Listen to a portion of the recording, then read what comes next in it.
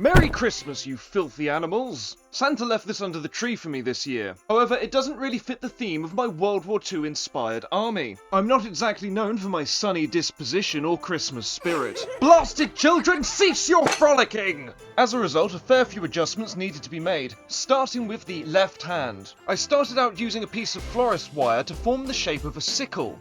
Then I mixed a two-part modelling clay known as milliput.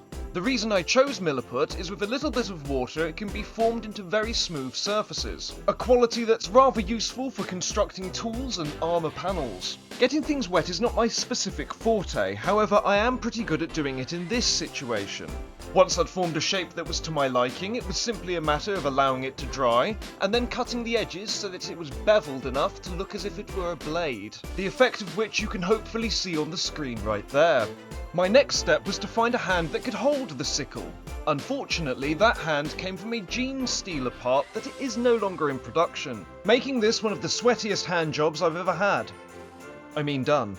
Or do I mean done? No matter! This situation made me acutely aware that I could not afford to mess up.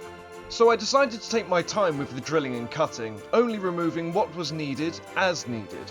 Drilling a hole to hold the sickle, and cutting it off at the wrist after I'd trimmed away excess material. With that done, the sickle needed a handle. To achieve this, I used 1mm thick masking tape, usually used for battleships, to act as a grip tape style wrap, kind of similar to what tennis rackets have. I think it came out quite well. Next on the agenda was the removal of this ridiculous beard. Now, don't get me wrong, I am not against beards, but with the combination of him having no mustache, he looks ridiculous. Never trust a plain lippy. Removing the bulk of the beard with the clippers made it so much easier to be able to clean up his chin.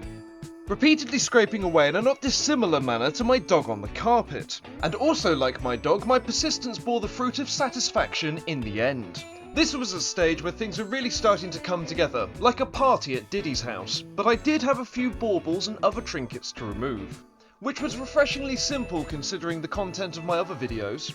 I then decided to remove all the rest of the parts from the sprue, and remove the hand holding the grenade, to make space for the sickle holding hand. Again, this was pretty simple, as I only had to cut a straight line off at the wrist. The only impediment I found was my cheap Chinese saw blade.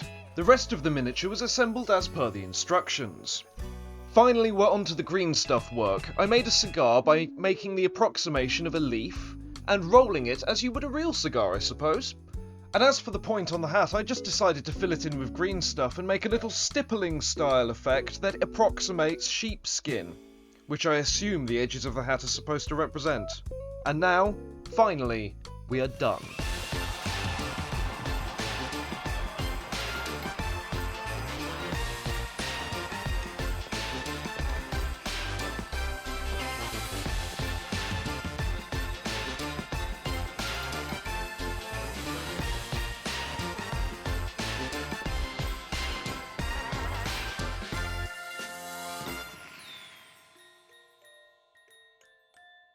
Thank you for watching. I hope you had a good Christmas.